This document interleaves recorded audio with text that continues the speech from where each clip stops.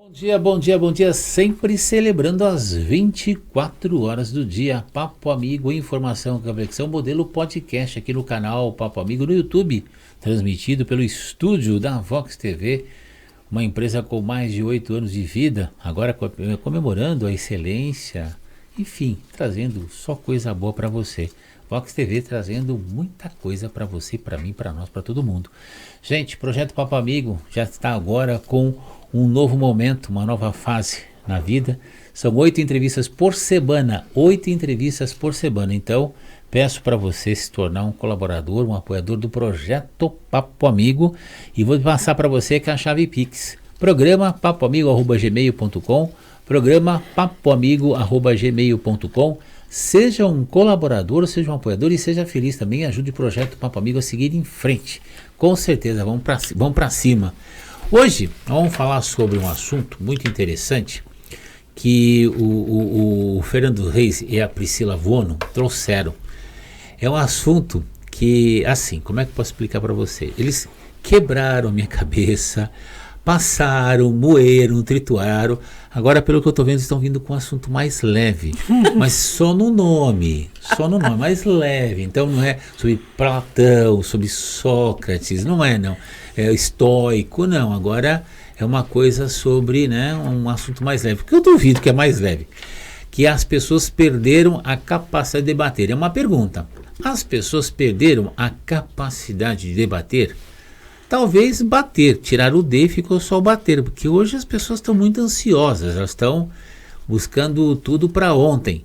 Então, em primeiro lugar, vou apresentar aqui o meu amigo, minha amiga, Fernando Reis. Boa tarde, e também Priscila Vono. Boa tarde. Boa tarde, Saulo. Há quanto tempo que a gente não se vê, né? Tudo bem, Saulo? O dia inteiro, pelo amor de Deus, que os bastidores correram, os bastidores estão correndo, gente, pensa o quê?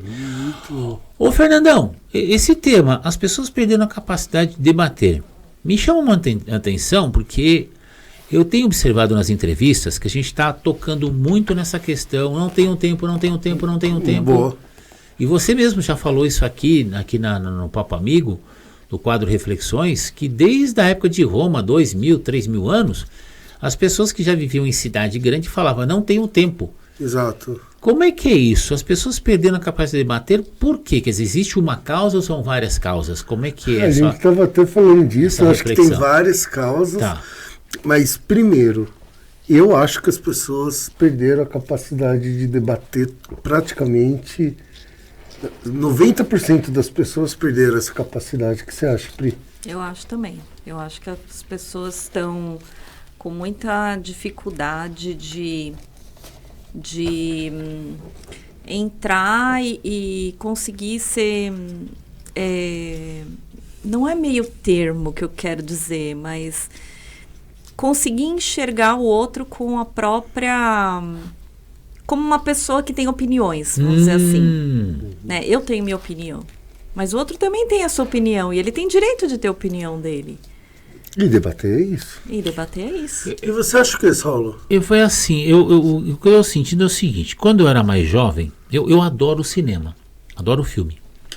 Eu assisti um filme há muitos anos com um ator norte-americano chamado Dustin Hoffman. Ele interpretou um filme chamado O Pequeno Grande Homem. Eu não sei se essa história foi inventada ou, sei lá, se realmente tem... É um personagem que ele aparece na história norte-americana nos anos 1800 e pouco mais, um pouco menos, quando tinha lá o General Custer, tinha lá os exércitos americanos, os índios, os apaches, coisas da década de 1960, 1970, 1950, que os Estados Unidos adoravam fazer filme bang bang, faroeste. E ele fazia uma reflexão, ele ia nascer um homem com 111 anos contando a história para um repórter, que escreveu um livro, fazer uma matéria sobre ele. Então ele está totalmente maquiado, o Dustin Hoffman, você vê um velho mesmo. E aí de repente ele começa a fazer algumas reflexões dos valores nas tribos indígenas onde ele viveu, porque ele acabou se casando com uma índia e os valores que tinham lá eram diferentes. Então o que aconteceu? Ela falou um negócio lá para ele e ele falou, e aí, você fez isso? Ele falou, fiz. Falou, você é um bom homem. Eu falei, caramba, era uma outra cultura, uma outra visão. E eu percebia que as pessoas tinham mais tempo para se dedicar ao outro. É uma sensação que eu tenho. Não é só esse filme, vários outros filmes, várias outras situações. Livros, conversas, cursos. Hoje a pessoa te dá um curso, quantas horas é o curso? 150 horas. Aí o cara, eu posso fazer as provas agora, se eu passar, se me dá o certificado? Online? Pô, então você não quer um curso, você quer um papel. Então a sensação que eu tenho é que nós fomos induzidos a agir como gado. É essa a sensação que eu tenho.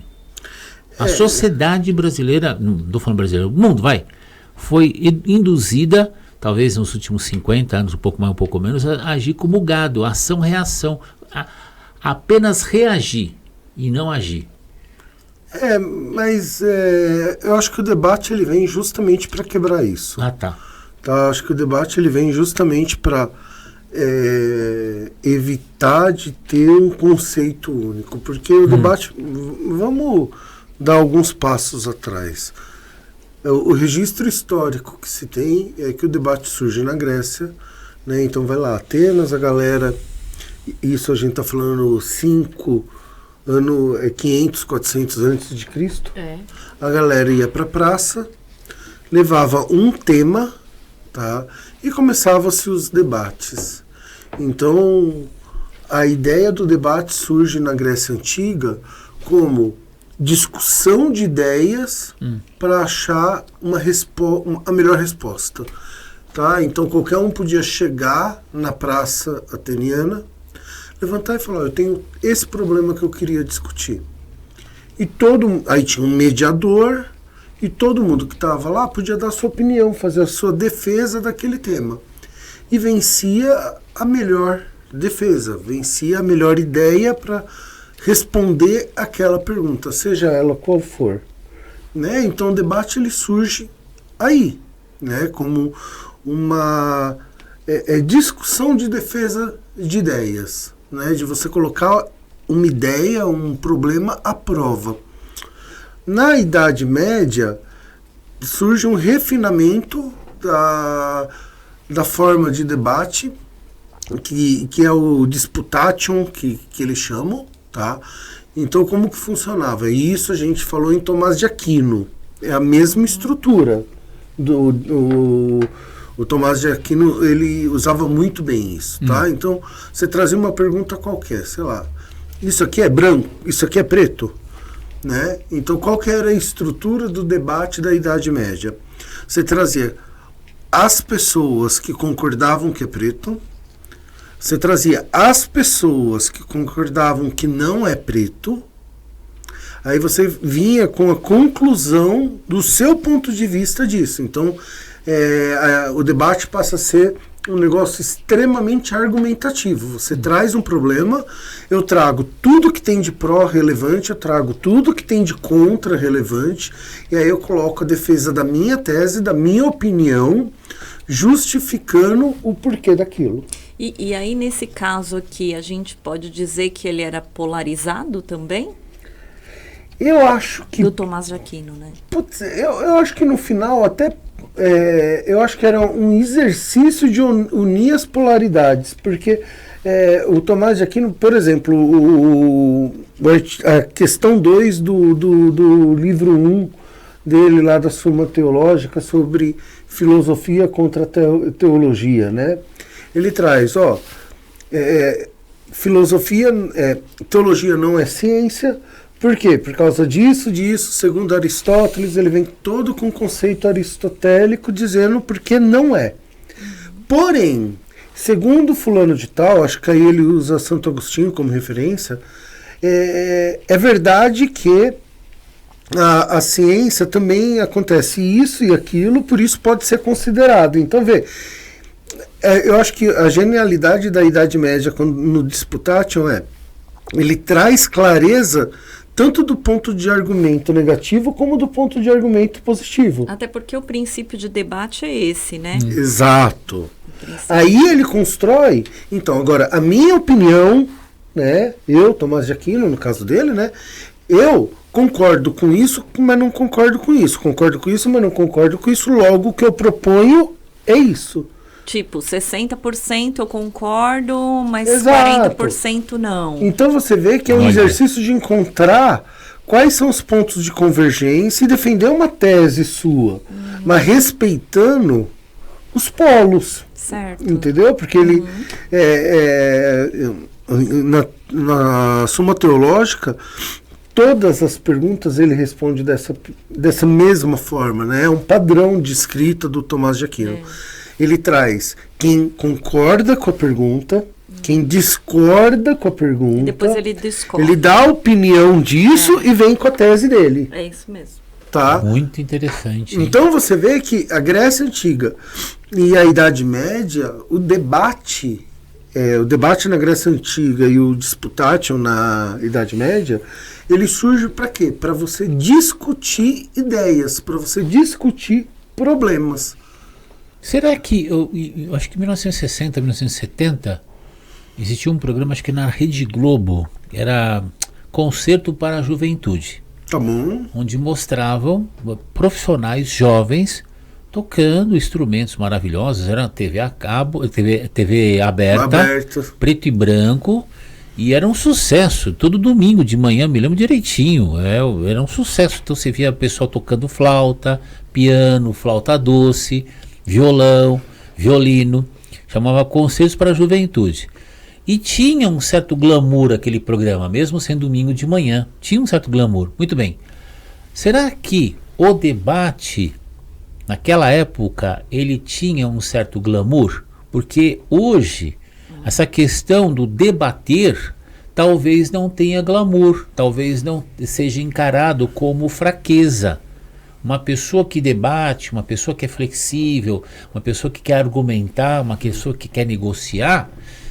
Tem um filme do Churchill, esqueci o nome do ator, do Gary Oldman, ele fala assim, ele interpretando o Churchill, tanto que ele ganhou o Oscar com esse filme. Ele fala assim: você não negocia com o leão quando ele está com os dentes no teu pescoço. Então hoje, a questão do debate é que a sensação que eu tenho de alguns debates que eu vi aí, que um vai com vontade de debater e o outro é hipócrita, o outro finge que está lá para debater, mas começa a agredir o seu oponente, agredir falando, xingando mesmo, ofendendo a pessoa. Eu de verdade eu acredito que os dois vão com vontade de agredir. Ah, tá? Boa. Boa. Porque se você pegar o debate moderno, sim, ele acompanha muito o ritmo da velocidade da comunicação. Da ofensa, né? Então, se você pegar, por exemplo, tinha debates sensacionais de Maluf contra Brizola, que era... né? Mas se você for ver os debates de Maluf contra Brizola, Maluf e Covas, já perdeu a essência do debate grego antigo ou Idade Média, porque é menos ideias e mais pessoas. Então ele já, nessa época já surge, já começa um debate de ataque, né? E para mim isso está muito ligado com questão de tempo, de velocidade, porque pensa o seguinte: um debate, se você pegar as obras de Platão, os diálogos são todos debates. Tá. Eu imagino que um debate levava 4, 5 horas. Acho que sim. Porque cada um ia defender, contar, argumentar, né? Imagina. Se eu não me engano, eu cheguei a ler sobre isso e que tinha debates que duravam dias. Claro que as pessoas iam embora, e né? voltavam no outro dia para continuar o debate. Aí a hora que você começa com a comunicação, de que aquela ideia você tem que sintetizar, resumir ela ao máximo para falar em 20 minutos e hoje em 20 segundos de um TikTok, o cara vai direto aonde? Ele vai direto na defesa de slogan. Na jugular. Aí ele vai direto na jugular. Então, assim, eu vejo que o debate moderno, ele já houve uma deterioração, e o debate atual está mais ainda deteriorado. Então porque o fator tempo, intervalo de tempo é fundamental. Eu acho que tempo e capacidade de preparo. Porque intelectual, capacidade intelectual. Imagina, você fala assim, esse celular, eu vou ter que pesquisar quem é contra, eu vou ter que pesquisar quem é a favor, e aí eu vou dar a minha opinião. Meu, isso leva um tempo de preparo. Não é no impulso. Concorda? Tá. Concordo. Certo. Aí, os debates de hoje já era um atacando o outro, né? Então já tem um nível de debate muito pior. Agora, para mim, está no pior nível de todos, porque hoje o que se discute no debate é o inimigo comum. Não é nem mais a pessoa, já passou. É nós contra eles. Hoje o que a gente tem é o seguinte, isso que o Fernando falou faz total sentido. Olha só, a gente tem um debate que é feito na rede social. Então, isso que ele falou de 20 segundos, é isso mesmo. Você tem 30 segundos para falar lá do seu... do negócio, defendendo uma situação. Tá. O outro vai ter mais 30 segundos para dar a contrapartida daquilo que o fulano falou. Porque ele se sentiu ofendido, Exato. né, com aquilo que ele falou. Então, vamos usar um exemplo básico, vai. Sei lá, machismo e feminismo, vai. Tá. Então, machismo, vamos entrar no detalhe do machismo, vai. Porque aí o feminismo é aquela pessoa que está respondendo. A pessoa vai lá e fala, não, porque o homem é isso e aquilo. Aí o cara vem e começa a falar algo sobre a mulher, porque ele se sentiu agredido, é um gatilho, né? A psicologia diria que mexeu com algo ali dentro dele, aquela fala, ele se colocou no lugar daquilo, né? Ele enxergou aquilo como uma ofensa. Uma ameaça, uma ofensa, uma coisa diretamente com o dedo agressão, no coração dele, mas não foi isso, não foi pra ele. Mas aí ele responde como sendo, ou ele ou os meus, né? Então assim, ou eu os mano, né? Ou eu ou minha família, né? Não é isso que a mãe faz, né? A mãe pega os filhos, coloca tudo debaixo do braço, né? Então os meus eu cuido. E aí, só eu posso falar mal, né? Tem um povo que fala, só eu posso falar mal de quem é meu irmão, só eu posso falar, enfim. E aí ele vai lá, ataca, né? Em resposta ao primeiro ataque. E aí essa pressa faz todo sentido, né?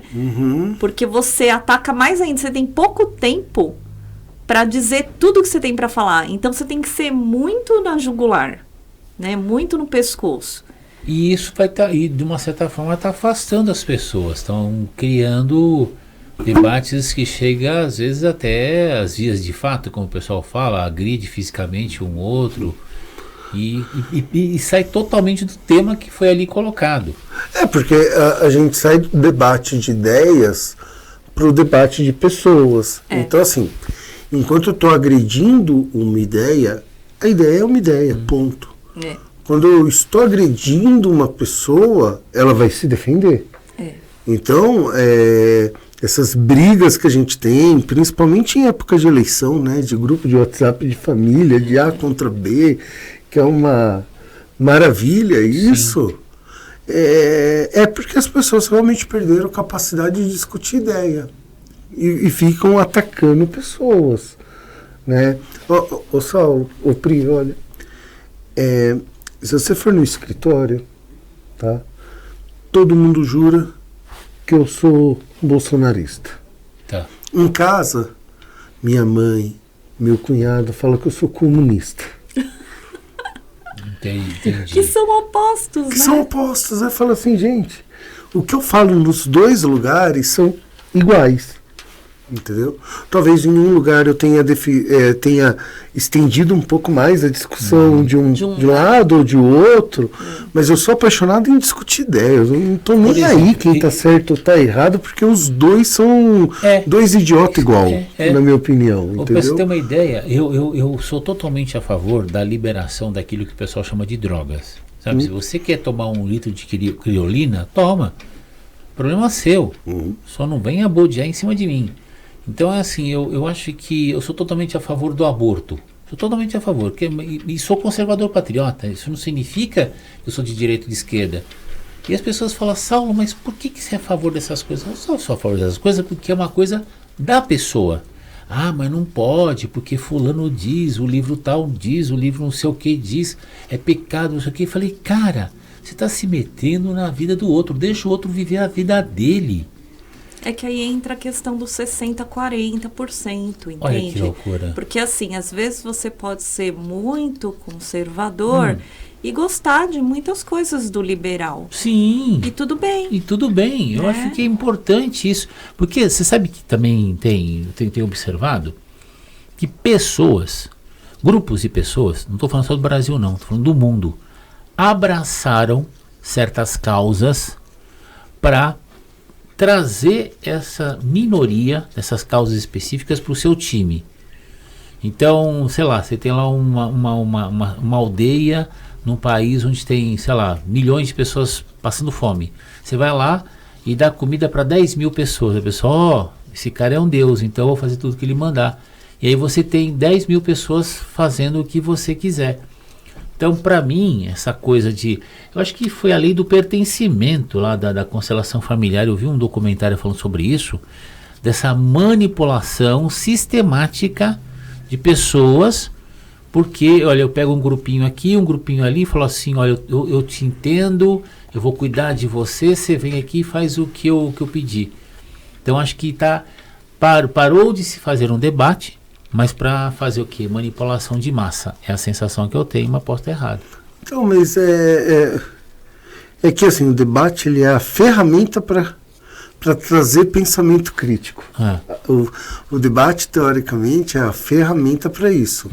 E hoje o que a gente vê, porque assim, ó, pensa o seguinte, Roosevelt, ele tinha uma frase que eu não sei nem se é dele, que ele dizia o seguinte: grandes mentes discutem ideias, mentes medianas discutem acontecimentos, mentes inferiores ou reduzidas discutem pessoas, né? Então coloca essa... Já deu esse exemplo, acho que no outro discute coloca essa ordem: ideia, acontecimento, pessoas. Nossa. Hoje a discussão ela está no nível de pessoa. É verdade isso. Ela está no nível mais baixo. É verdade. Porque a ideia, não tem como se ofender, é só a sua ideia, tá tudo certo. Agora, quando você diz assim, eu sou contra isso, contra aquilo, a agressão é na pessoa, não é na ideia. Entendeu? Então, se você pensar que o debate deveria ser a discussão das ideias e não das pessoas, porque a discussão das pessoas é quase julgamento. Aí eu acho que falta um pouco de flexibilidade, então, nesse caso, né? Porque quando a gente é flexível, a gente tenta se colocar no lugar do outro, a gente tenta enxergar aquilo que a pessoa está falando para ver se a gente pode aproveitar alguma coisa daquilo que a pessoa está falando. Eu acredito numa coisa, o outro está falando sobre outra coisa inversa. O que eu preciso fazer? Eu preciso observar o que ele está falando para ver se algo daquilo... E isso é pensamento crítico, né? É pensamento se aquilo serve para mim. Você falou a palavra que eu queria. O debate é uma ferramenta para o pensamento crítico. É isso.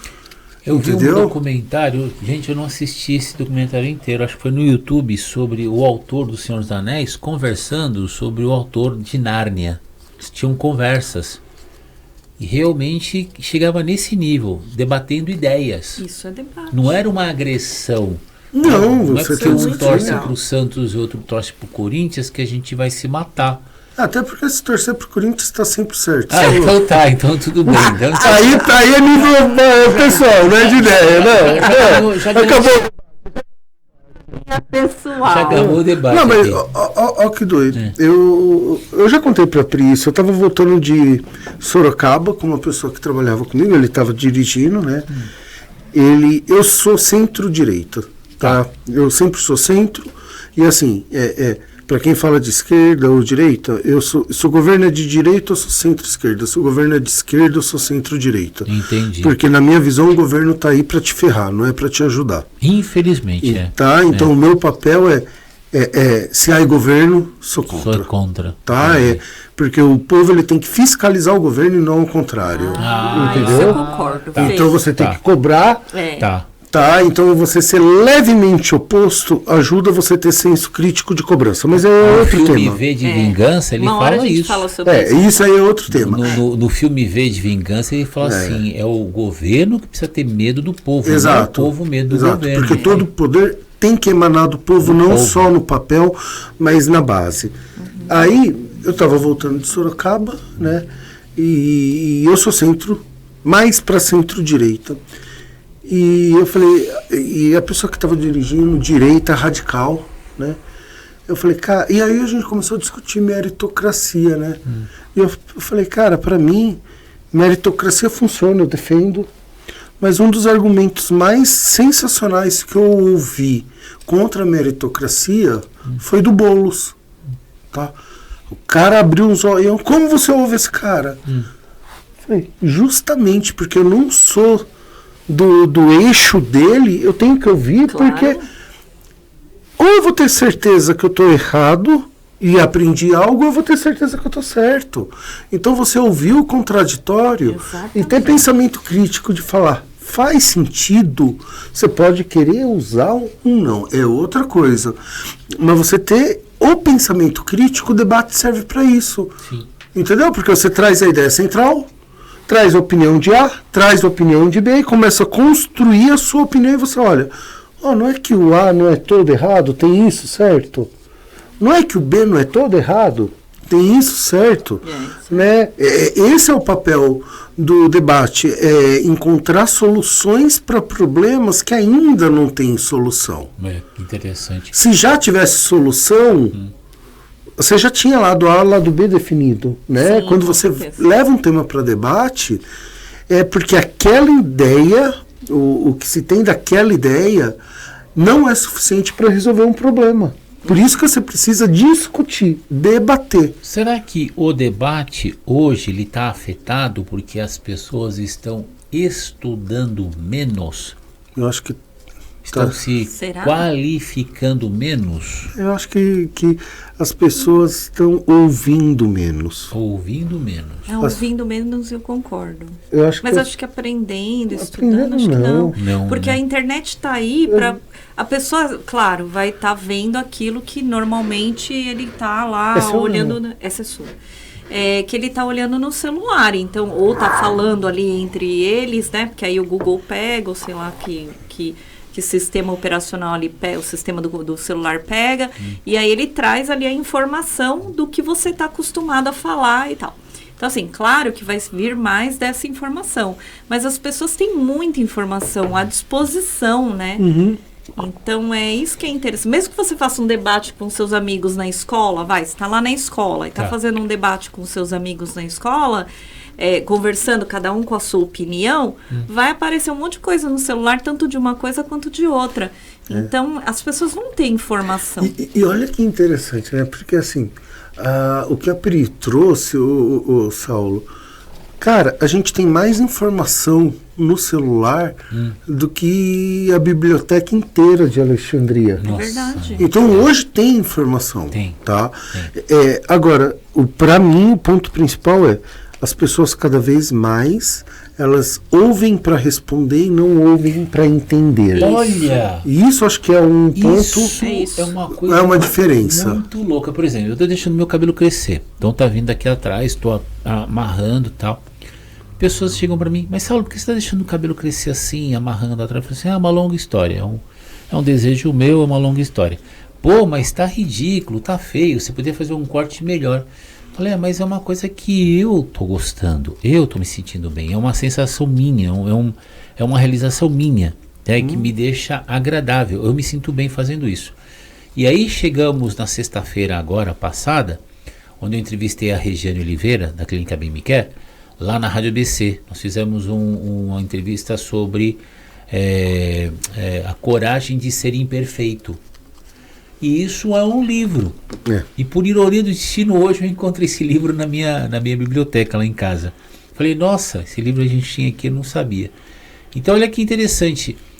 Às vezes o ato de debater talvez esteja muito mais ligado, essa irritação, ser radical, ser fechado para o debate, talvez até por um pouco de orgulho próprio. Eu me lembro de um filme chamado Nunca Deixe de Esquecer, Nunca Deixe de Lembrar, filme alemão, 3 horas de duração, lindo pra caramba.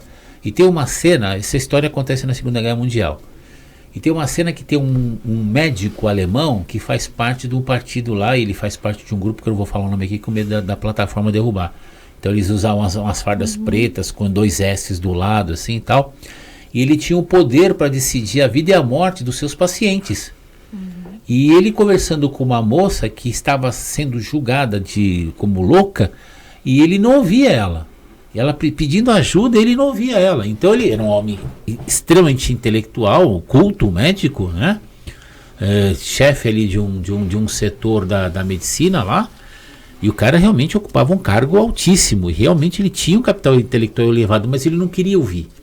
Ele, não, tudo bem, você é doente mesmo, tchau, vai embora. E vai saber o que fizeram com ela, né? Aí tem que assistir o filme. Mas é assim, então talvez seja isso, né? A pessoa se fechar, não quero te ouvir. Não quero saber o que você tem para falar. Você passa, né, gente? Olha só. Mas da onde é isso? Mas da onde vem isso? Eu tô vendo um negócio ali. Tá. A pessoa começou a falar uma coisa que eu não gostei. Entendeu? Eu passo. Ui, desculpa. Gostei, passei. Você já corta. É interessante. Eu falo, as grandes escolas de debate, sim, você tinha que debater coisas às vezes que você não concordava. Ah. O tema é esse, a Priscila vai defender que é azul, o Fernando vai defender que é rosa. Aí a pessoa fala, não, mas eu acho que é vermelho. Não, mas você vai defender que é rosa, porque é uma técnica. É uma técnica. Tá? E para mim, tem uma história que eu gosto muito quando eu vou falar quando eu vou pensar em debate, tá? Porque debate é discutir ideias e não pessoas. Boa, né? Boa. Que é a história... Isso eu acho tão importante, gente. E é super difícil, né? Que é a história de 2 rabinos. Eu já te contei essa, não? Não, acho que não. Tem a história de 2 rabinos que começam a conversar e vão até tarde da noite conversando, perguntando se Deus existe. Tá? 2 rabinos discutindo, eu acho que existe, eu acho que não existe, eu acho que por isso existe. E eles chegam ao final da noite na conclusão de que Deus não existe. Tá. Então os 2 rabinos falam, chegamos à conclusão que Deus não existe. Tá? Loucura, hein? No dia seguinte, eles vão tomar café, e aí o rabino vai direto no refeitório e não encontra o outro. Aí começa a procurar, ele vai até o pátio, encontra o rabino fazendo as orações matinais. Né? Aí ele espera, tá, vamos tomar café. Ele fala, por que você estava fazendo as orações matinais se ontem a gente chegou à conclusão de que Deus não existe? Olha que louco. Aí o rabino que estava fazendo as orações matinais responde assim, e o que Deus tem a ver com isso? Pronto. Isso é discutir ideias, não pessoas, entendeu? Boa, nossa, que porque lindo. Chegaram à conclusão de que não existe, mas é a minha ideia. Não significa que é fato, que é realidade, é só uma ideia. Tem um filme do Denzel Washington que só de lembrar me deixa emocionado. Que eu acho que foi na década de 60, 50, sei lá. É um grupo de alunos de uma escola para negros nos Estados Unidos. E eles venceram lá uns concursos de debate. E o Denzel Washington, professor, viu seus alunos sim debatendo com alunos brancos, se eu não me engano, em Harvard. Exato. E no final do debate, as 2 torcidas aplaudindo os campeões, que eram os meninos da escola de negros. Por quê? Sabe, eu falei, pô, que legal. Os próprios debatedores falaram assim, parabéns, olha, parabéns. Os outros aqui, né, porque os meninos ganharam o troféu, eles, parabéns. Eu fiquei assim emocionado quando eu vi isso. Falei, caramba. Porque você está debatendo ideias. Né? E quando você só tem como surgir uma ideia quando ela vem de um debate. Sim. Todos os avanços da humanidade veio através disso. É impressionante. Que aprendizado, né? Isso traz aprendizado. Total. Né? Sim. Você sabe que ontem eu estava achando engraçado, por exemplo, o Dia dos Pais é um negócio muito forte, né? E me mandaram umas mensagens e na hora que eu vi as fotos, você fica muito emocionado, né? Porque a gente está fazendo a gravação hoje, segunda-feira, Hoje é dia 10, né? Dia 10. Exatamente. E dia 14, sexta-feira, vai pro ar às 14h30 no canal Papo Amigo. Então, só para você saber, né? Então a gente está se colocando aqui. E eu me lembro que eu vi algumas fotos e eu lembrei do meu filho quando ele era pequenininho. E aquelas fotos me deixaram muito emocionado, porque sabe quando os amigos começam a te mandar foto, feliz dia do pai, e eu olhava assim e falei assim, nossa, que coisa louca, porque aí você vê toda uma história passando na sua cabeça, que é uma reflexão, que tocou um ponto emocional. Aí eu te pergunto, o debate, ele também toca a emoção do debatedor, ele toca as questões emocionais do debatedor, porque questionar Deus e chegar à conclusão que Deus não existe, os dois debatedores, no outro dia o cara ir rezar e falar, mas o que Deus tem a ver com isso? É um profundo amor àquele personagem chamado Deus. Estou errado ou não? Não. Tá certo. E também assim... Eu estou debatendo a sua existência, mas eu te amo. Mas também acho que o debate tem muito a ver de ambiente. Porque assim, alguns ambientes pregam muito certo e errado. Então, quando você vai debater, você tem muita defesa de lado, né? No judaísmo, o que se prega é a discussão. Tanto que se fala onde tem dois rabinos, existe três opiniões. Onde tem dois rabinos? Se tem três opiniões, né? Tem até uma piadinha que eu não sei, acho que foi foi um rabino que eu vi contando, que ele fala assim, que o cara se perdeu numa ilha, né, e ficou abandonado por muito tempo. Um rabino se perdeu numa ilha, e aí ele construiu 2 sinagogas, né? Aí, anos depois, ele é resgatado nessa ilha. Eu sei o que né? que ele fez. Ele é resgatado. Fala, rabino, viemos te resgatar e tal, mas por que você construiu 2? Ele falou, para eu escolher de qual sinagoga eu vou falar mal. Ai, caramba. Isso aí é um debate, eu não concordar. Eu achei que ele ia debater numa e depois ia lá debater outra, né? O poder de você falar, eu não concordo com isso, eu concordo com isso.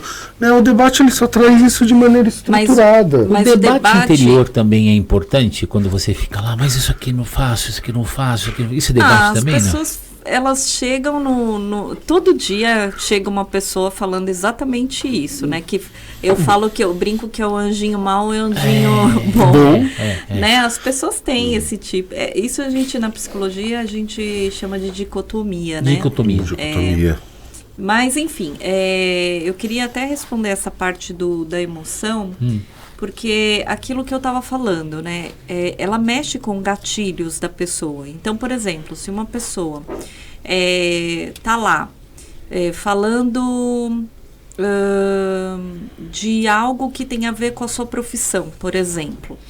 É um exemplo, tá? É que tem vários exemplos, um deles é esse. Está falando algo da sua profissão. O que você pensa?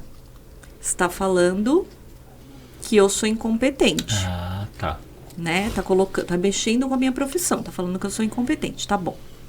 Aí, isso mexe com algo interno da pessoa, principalmente se ela viveu uma situação onde ela era invalidada na infância, por exemplo. Boa. É só um exemplo, tá? Mas tem vários tipos de exemplos, de causas, tá? Mas essa é uma delas que eu tô passando. E aí, isso vai mexer com ela. E aí, isso gera nela uma raiva, uma agressividade, ou uma tristeza. Ela vai chorar de raiva, sabe? Mas ela vai com certeza agredir. E ela vai fazer uma resposta, né? Vamos dizer que essa pessoa é uma pessoa que viveu com pessoas invalidadas e que achava injusto aquilo. Loucura, hein? Ou porque viveu uma injustiça, ou viveu alguma coisa que se sentia injusto. Aí ela vai lá e também vai defender. Entendi. Então, assim, qualquer debate vai mexer com a emoção. Pode ver o que acontece em debates políticos. Eu não queria entrar nessa história, mas vai lá nas assembleias lá, né? Que tá tendo uma discussão sobre uma coisa ou outra. Se as pessoas não estão quase se pegando lá quando não se pega. Sim. Né? Então, assim, não é para ter a briga, mas às vezes fica aflorado. Se você acredita muito numa coisa, aquilo pode se tornar parte dela. Entendi. E é por isso que as pessoas discutem pessoas e não ideias, que é o que o Fernando está falando. Quando, na verdade, a gente deveria pensar em discutir a ideia. Né? E assim, quando a pessoa ataca, tem formas de você sair dessa situação. Desse ataque, né? Então, você precisa colocar de uma forma que aquilo não vai gerar uma nova discussão. Né? Principalmente quando você traz duas situações, né? Será que eu, sei lá, eu estou lá sendo criticada pela minha profissão, mas se eu fizer isso daqui e contar com a ajuda de uma equipe, por exemplo, multidisciplinar, é uma forma de eu sair daquele ataque. Ah, tá. Né? No caso aí, eu sou psicóloga, né, gente? Mas assim, no caso daqui que a gente está falando do profissional, por exemplo. Tem formas de você sair, você não pode sair respondendo. Quando você sai respondendo, você está mostrando um lado que acaba sendo desequilibrado. Imagina eu, psicóloga, respondendo lá agressivamente as pessoas. Eles vão falar, eu que nunca vou passar por essa psicóloga doida falando esse monte de coisa. Entende? Então, assim, a gente precisa inclusive de uma preservação, né?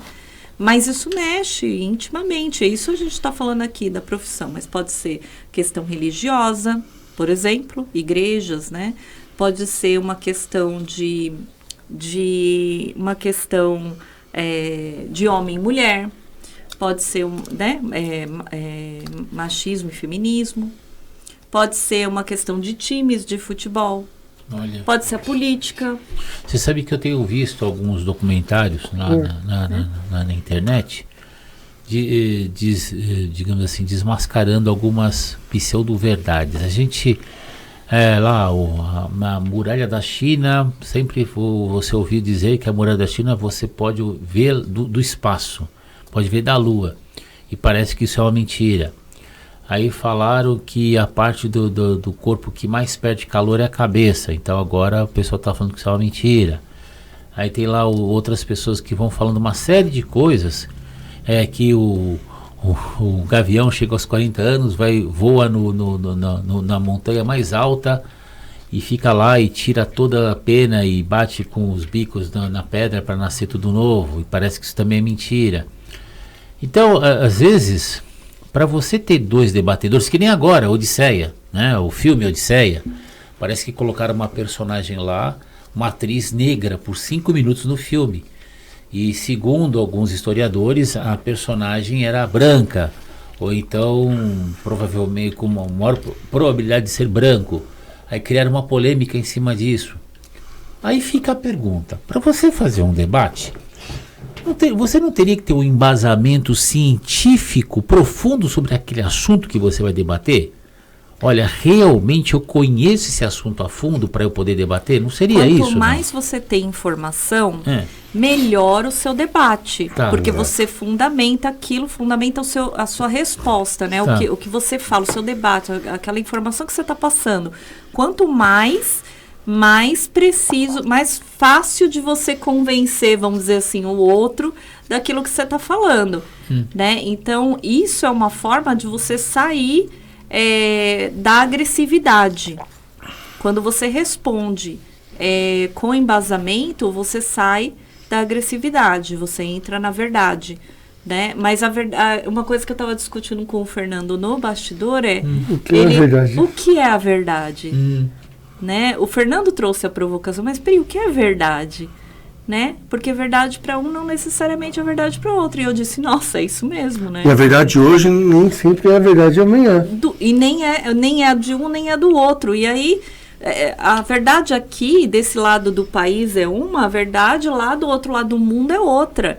Então, assim, é aquela situação que você trouxe do rapaz que caiu lá na aldeia indígena, né? Sim. E os costumes eram totalmente diferentes. Nossa, total. Né? É uma coisa então, assim impressionante. Aquilo que seria profano, seria nojento, seria de baixo nível, seria imoral, lá no filme, nossa, você foi um bom homem fazer isto. Entendeu? Parabéns. Eu penso o seguinte, a hoje... A esposa dele falando isso, uma coisa assim. Esse lance da verdade, né? Aí até pra gente poder ir pro finalzinho, tem até um tema que a gente pode falar sobre o que é verdade ou não, fake news, O porque que é verdade ou não. eu acho que é sensacional isso. Qual é a verdade do tempo, Edi? Qual que é a verdade do tempo nosso agora? Quantos anos a gente tem? Agora tem 13 minutos. 3 minutos, né? 13? Vixe, Nossa, tem tempo pra nós caramba. temos 13 minutos? É uma eternidade, hein? Mas não vai te atrapalhar não, Edi? Pode seguir, só. Pode? Não, beleza. Então tá, não. Ele que é o dono da Vox, então eu sei. tudo bem, Então, né? a gente estava falando sobre verdade, né? Cara, pensa o seguinte, Tá. se você pegar lá antigamente, a verdade que existia era que quando caía um raio é porque o Deus do raio estava bravo e soltou o raio. Isso mesmo. Então a galera ia lá, fazia templo, rezava, sacrifício É. pro Deus do raio. Sim. Hoje sabe que é um fenômeno meteorológico, Isso. né? Você pegar tribos indígenas que não conhecem talvez a explicação meteorológica, a falta de chuva ou a chuva é a questão do Deus da chuva, tanto que se faz a dança da chuva, né? Isso me traz a reflexão assim, cara, o que é verdade? Porque o que nós temos hoje com verdade são todas verdades provisórias. Qual é a garantia do que você levanta a bandeira e fala, isso é uma verdade que eu acredito? Qual é a garantia que você tem que ela vai ser verdade daqui 1.000, 2.000, 3.000 anos? Você me lembrou uma memória emocional. Entendeu? Aqui. Eu tive Claro. um professor há muitos anos, o professor Tarso de Física, chegou na sala assim e falou assim, você sabe definir o que é consciência? E olhou para mim e fez essa pergunta. Perguntou para a classe inteira, você sabe o que é definir consciência? Um dia antes, por ironia do destino, me deram um brinquedinho, que era no meu tempo, gente, isso daí eu estou falando há 40 anos ou mais, era um chaveirinho transparente, de plástico transparente, parecia de epóxi, né? E no meio tinha um desenho, que era umas manchas. E se você ficasse olhando muito bem aquelas manchas, de repente, de um piscar de olhos assim, você começava a ver a imagem de Jesus ali. Era um negócio bonitinho, era uma foto. Até hoje a gente tem por aí essas fotos aí. Quando ele me fez essa pergunta, ele falou assim, eu tinha visto um dia antes essa foto. E eu fiquei ali olhando. O pessoal, não, tem uma foto de Jesus aqui. Eu falei, mas não tem Jesus aqui. E eu fiquei olhando, né? De repente eu olhei e falei, cara, tem mesmo. Então, para mim, eu falei assim, para mim, consciência é quando você desperta alguma coisa que você consegue enxergar que está na tua cara e você não enxergava antes.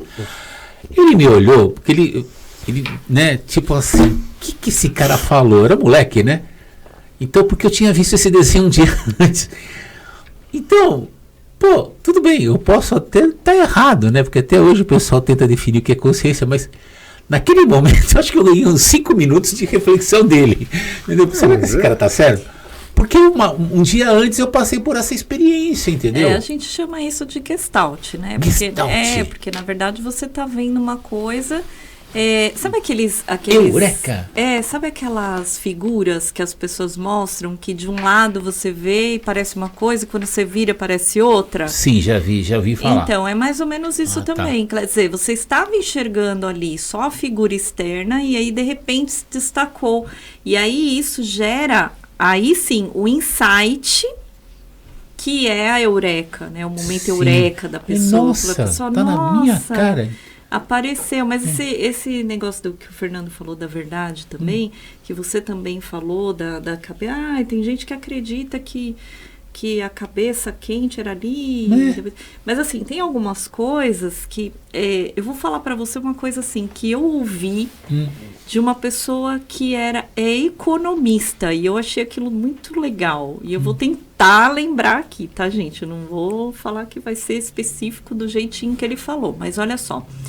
Ele diz o seguinte, você acredita que a Terra é redonda hoje, porque houve aí um estudo científico, um embasamento teórico, científico, que trouxe essa informação de que a Terra é redonda. Mas antes todos acreditavam que a Terra era plana. Tá. Tá? Tem uma galera que ainda acredita. Tem uma galera que ainda acredita. Mas, enfim, o que a gente tem hoje de embasamento em 2026, tá, gente? Por enquanto, científico, é que a Terra é redonda, tá? Mas antes, acreditava-se que a Terra é plana, tá? Aí as pessoas que nasceram dali por diante, onde foi descoberta a Terra é redonda, essa nova geração, nasceu no mundo onde a Terra era redonda. Tá. Então, era muito mais fácil acreditar que a Terra era redonda. As pessoas que vieram antes, elas tiveram mais dificuldades de acreditar. Hoje, a gente está indo de novo aí para um momento de a Terra é redonda ou a Terra é plana, né? Mas o embasamento teórico que a gente tem ainda, o científico, é de que a Terra é redonda. Se um dia forem de novo estudar e descobrir que a Terra é plana mesmo, que não é, que era teoria da conspiração mesmo, etc, etc, tiver um embasamento científico disso, aí a gente pode voltar a acreditar. Então, aí que tá a questão da verdade, né? A gente fala assim, não, mas... Porque o Fernando falou assim pra mim, mas Pri, o que é verdade? Aí eu falei assim, não, Fernando, mas tem verdade, né? Olha só, a Terra é redonda, né? Eu não falei isso pra você, mas eu pensei. A gente tá falando de outra coisa. A Terra é redonda. Ah, tá bom, mas a Terra é redonda, enfim, né? E aí, o que a gente faz com essa Terra redonda? E se hoje é redonda, mas amanhã a gente descobre que não é? Sabe que vocês estão me trazendo aqui a ideia de fazer um exercício de um debate sobre o que é a verdade. Porque você falou que a gente debate ideias. O que é a verdade? Um quadrado é um quadrado, mas define um quadrado. Um quadrado é uma figura geométrica que tem 4 lados iguais. O quadrado equilátero, né, que tem o quadrado retângulo, né, que tem 2 lados maiores, 2 lados menores e 4 ângulos internos, cada um com 90 graus. Muito bem. Tá, mas é só isso? Então aí você pode também falar assim, mas é só isso que define um quadrado? Sabe que a gente entra aí de novo? Na Matrix. Olha. Lembra da Matrix? Do filme lá do Neo, lá do Keanu Reeves? A gente entra, você que gosta de filme? Sim. A gente entra na questão da Matrix. Até então, a gente vivia num planeta, de repente, sim, a gente descobrir que a gente vive mesmo numa Matrix. Dentro de um aí, supercomputador, assim, né? Por que hoje o debate está tão raso? Porque falta uma consciência, que aí o Tomás de Aquino explicava. Poucas pessoas acreditam em algo baseado por conhecimento. Então, poucas pessoas podem discutir ideias. Tá? A maior parte acredita pela fé. Tá? E aí não é fé religiosa, deixa eu dar um exemplo. Você acredita que vacina funciona ou não? Eu acredito que vacina funciona, sim. Me explica por que vacina funciona. Porque eu fui educado desde criança pelos professores, pelo meu pai, pela minha mãe, pelos médicos que eu Vamos supor que tivesse todo mundo mentindo. Você está acreditando que vacina funciona por uma questão de fé. Em quem te ensinou. Tá, que nem assinar um contrato com o advogado do lado. Que é o que o Aquino falava. Quando você chega para alguém e fala assim, me explica isso, poucas pessoas têm condição de explicar o que é de fato, se não for por outros estudos. Então, assim, a vacina funciona porque eu acredito que vacina funciona. Tá. Que a OMS tem um estudo assim, assado, tá, mas explica isso. Não, eu não sei. Então, você está acreditando em cima de uma explicação que você ouviu. Tá. Aí, cara, isso é tão frágil, e todos nós somos frágeis nisso. Isso é tão frágil porque a sua defesa de uma ideia é por uma questão de fé, de crença. Perigoso, isso é que a gente, não é perigoso, isso é o que a gente vive. Nossa, mãe. Tá? Não é só perigoso, é o que a gente vive hoje. Porque imagina você, essa questão da vacina, você tem o conhecimento? Não. Eu não tenho também, eu acredito. E aí você defende que ela funciona com base no quê? Então, eu lá estudei o rapaz, lá, mas enfim, eu só estudei a vida dele, eu só estudei como que ele fez, mas eu nunca fui lá e pesquisei, fiz o estudo científico para detectar que realmente a vacina funciona. É como se assinasse um contrato confiando cegamente no advogado. Total. Eu não entendo leis, mas o meu advogado entende, então eu vou confiar nele, eu tenho fé nele, então eu vou assinar seguindo a orientação do meu advogado. Por que a gente acredita que o remédio funciona? Porque a gente tomou o remédio funcionou. E porque o médico que tem a autoridade falou. Então, mas ainda é fé. É porque fé. Eu não sei o que... E se for placebo? Exato. E aí, isso é uma fé racional? Cara, eu acho que eu não sei se tem fé racional. Fé é você acreditar no que você não consegue explicar com base em conhecimento. Eu acho que o que ele está querendo de fé, ele está falando de fé racional no sentido literal, não da fé... Não, mas porque eu me lembro que uma definição, uma vez eu vi, acho que uma entrevista do Paulo Coelho, perguntaram para ele assim, qual que é a definição de fé para você? Ele falou assim, é o ato de acreditar sem provas. Então só o acreditar sem provas é fé. O que ele está falando de racionalizada é você estudar e querer entender aquilo, fazer o debate, vamos dizer assim. É porque isso que ele tá querendo eu dizer. tô falando fé racional porque eu estou acreditando no advogado. Eu tenho fé no advogado. Eu não tenho fé em Jesus ou Cristo. Eu tenho fé no advogado que sabe mais do que eu, então eu posso assinar o contrato. E aí o cristão, o crente, o judeu, tem a fé em Deus que sabe mais do que ele. É a mesma fé. A fé significa acreditar. Tá. Você eu construo uma estrada de ferro aqui. Eu estou construindo uma estrada de ferro aqui porque eu sei que daqui 5 anos vai passar um trem. Então eu tenho você acredita eu acredito que vai ter. O Rodrigo Silva, ele traz uma reflexão, né, dessa questão de fé que eu acho sensacional. Tá? E de um tempo para cá eu tenho concordado muito com ele. Fé religiosa. Tá? Quanto mais eu estudo, menos fé eu tenho. Nossa. Por quê? Quanto mais eu estudo, mais eu tenho certeza de algumas coisas. Você agir com base em certeza não é fé. Olha que loucura, hein? Entendeu? Ainda assim racionaliza, né? Você está racionalizando, mas não é fé. Quantos minutos a gente tem, o Edi? Pode acreditar. Agora é 3? 3 minutos. Então, vamos acreditar, né, no Edi, né? Vamos ter fé no Edi. Então, gente, é assim. Por favor, Fernando, deixa o seu nome, sobrenome, telefone.